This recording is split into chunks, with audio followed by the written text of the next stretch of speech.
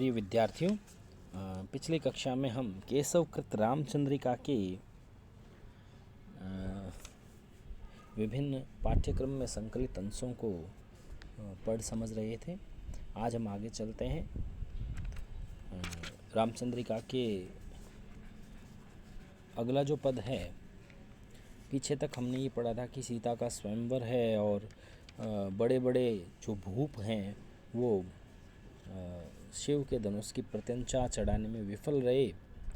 और उस वक्त जब श्री राम पहुँचे वहाँ पर तो सभी जनक जानकी और अन्य जो विभूतिगण थे वो सब प्रसन्न हो गए। सीता स्वयंवर में विश्वामित्र जी का संवाद हम पढ़ेंगे कि विश्वामित्र जो हैं वो राजा जनक जो है उनके गुणों के बारे में बताते हुए श्री राम को उनका परिचय देते हैं।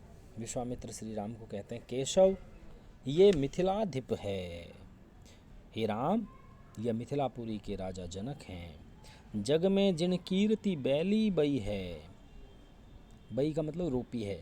संसार में जिनकी यश रूपी बैल जो है वो रूपी हुई है। यश रूपी बैल का फैलना, यानी संसार में सर्वत्र इनका यश है। दान कृपान विधानन सो सिगरी वसुधा जिन हाथ लई है। ये अपनी दानशीलता के लिए प्रसिद्ध हैं। ये अपनी वीरता कृपाण यानी तलवार के कारण प्रसिद्ध हैं। विधानन सो, और इनको विभिन्न विधाओं का ज्ञान है। दान कृपाण विधानन सो सिगरी वसुधा जिन हाथ लई है। दानशीलता और अपने तलवार के बल पर जिन्होंने सिगरी वसुधा सारी पृथ्वी को जिन्होंने अपने हाथ में लिया है, अर्थात जीता है। अंग 6 सातक आठक सो भवतीन हूँ लोक में सिद्धि पई है। इन्हें अंग 6 वेदों के 6 अंग शिक्षा, कल्प, निरुक्त, छंद, ज्योतिष और व्याकरण का ज्ञान है।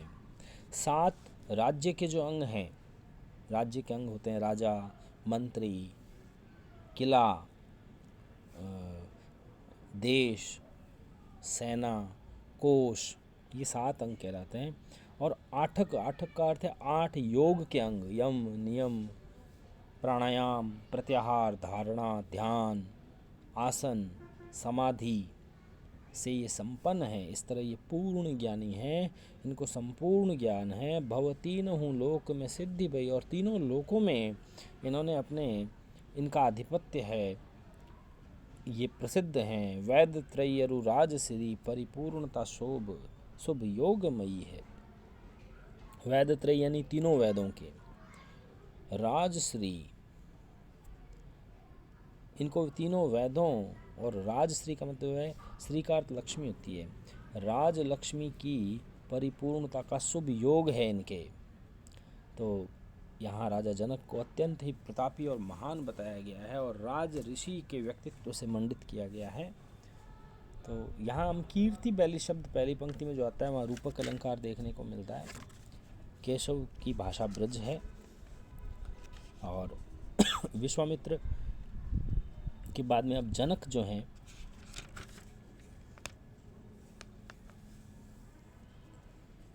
जनक का प्रसंग है। जनक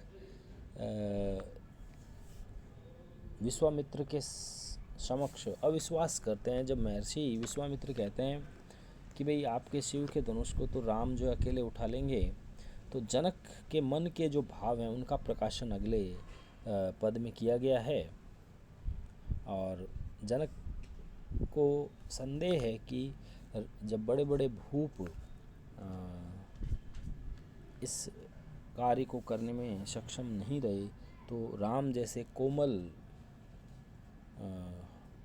हाथों वाले राम जैसे राजा इनको कैसे उठा पाएंगे। तो इसका अर्थ मैं आपको व्याख्या बता रहा हूँ। प्रसंग यही है, सीता स्वयंवर प्रसंग है जिसमें जनक के भावों के मन के भावों का प्रकाशन हुआ है, जनक के मन के संदेह का प्रकाशन हुआ है। जनक कहते हैं, वज्र ते कठोर कैलाश ते विशाल काल, कि ये शिव का धनुष वज्र से भी अधिक कठोर है और कैलाश ते विशाल काल, और कैलाश पर्वत से भी अधिक भारी है। काल दंड ते कराल सब काल काल गावई, और काल के दंड से भी अधिक कराल, कराल का अर्थ भयंकर है। सब काल काल गावई, और काल के लिए भी एक काल है, अर्थात ये अत्यंत विकराल है शिव का धनुष। केशव त्रिलोक के विलोक हारे देव सब, कि हे केशव हे राम, उसकी विकरालता को देखकर त्रिलोक के विलोक, तीनों लोकों के वासी, और हारे देव सब, समस्त देवता भी हार गए हैं। वो इसकी गुरुता को, इसके महत्व को कम नहीं कर पाए हैं, इसको पार नहीं कर पाए हैं, सब आश्चर्यचकित हैं। छोड़ी चंद्रचूड़ एक और को चढ़ावई, शिव धनुष की जो चंद्रचूड़, चंद्रचूड़ का अर्थ यहाँ पर भगवान शिव के लिए कहा गया है। छोड़ी चंद्रचूड़ एक और को चढ़ावई, कि शिव को छोड़कर इस धनुष की, शिव धनुष की प्रत्यंचा को कौन चढ़ा सकता है। पनग प्रचंड पति प्रभु की पनच पीन, पनच का अर्थ यहाँ प्रत्यंचा है, पीन का मतलब है मोटी मजबूत। पनग प्रचंड पति, पनग का अर्थ है नागों के राजा वासुकी। पनग प्रचंड पति प्रभु की पनच पीन, कि बड़े बड़े सांपों के स्वामी जो वासुकी हैं, वो इस धनुष की मोटी प्रत्यंचा को चढ़ाने में असफल रहे। पर्वतारी पर्वत प्रभान मान पावई, पर्वतारी, पर्वतों के जो अरी हैं अर्थात भगवान इंद्र, पर्वतारी पर्वत प्रभान मान पावई, उनके शत्रु इंद्र भी ये मान नहीं प्राप्त कर सके, वो भी इसकी प्रत्यंचा को नहीं चढ़ा सके। विनायक एक हूँ पे आवे न पिनाक ताही, विनायक, विनायक कहते हैं गणेश को, कि अत्यंत बलशाली जो गणेश हैं वो भी अकेले इस धनुष को नहीं उठा सकते। तो फिर ताही कोमल कमला पानी राम कैसे लावई, कि कोमल कमल के समान हाथ वाले राम इसे कैसे उठा कर लाएंगे, इस बात पर मुझे विश्वास नहीं हो रहा है। तो ये जो पूरा पद है ये कवित छंद है, इसमें दंडक कोटि के कवित छंद का प्रयोग हुआ है, और जनक की चिंता और जनक के आश्चर्य की व्यंजना हुई है। साथ ही धनुष को, शिव धनुष को अनेक प्रसिद्ध उपमानों से कठोर बताने के कारण इसमें संपूर्ण पद में व्यतिरेक अलंकार है। अगला पद देखिए,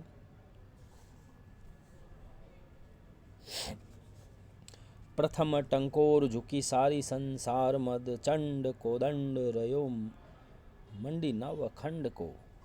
अब श्री राम ने धनुष को उठा लिया है, शिव धनुष को उठाकर उसकी प्रत्यंचा चढ़ा दी है। और राम प्रसंग है कि सीता स्वयंवर प्रसंग में राम जो है शिव के धनुष की प्रत्यंचा को चढ़ा देते हैं, उसका वर्णन हम इस पद में पढ़ेंगे। व्याख्या कर रहा हूँ मैं कि प्रथम टंकोर झुकी सारी संसार मद, चंड को दंड रयो मंड नव खंड को। कवि वर्णन करते हुए कह रहे हैं कि जब श्री राम ने शिव की धनुष को उठाकर उसका संधान किया तो उसकी पहली टंकोर, भयंकर टंकार से उत्पन्न शब्द ने मानो झुकी झारी संसार मद को, उसके टंकार के महाशब्द ने ऐसा लगता है जैसे सारे संसार के मद को, अभिमान को, शक्तिशाली दर्प को नष्ट कर दिया हो। चंड को दंड रयो मंडी नवखंड को, चंड को दंड, चंड यानी प्रबल, उस कठोर शिव धनुष के टंकार ने पृथ्वी के मंडी नवखंड को, पृथ्वी के जो 9 खंड हैं उसमें भयंकर भारी ध्वनि व्याप्त हो गई।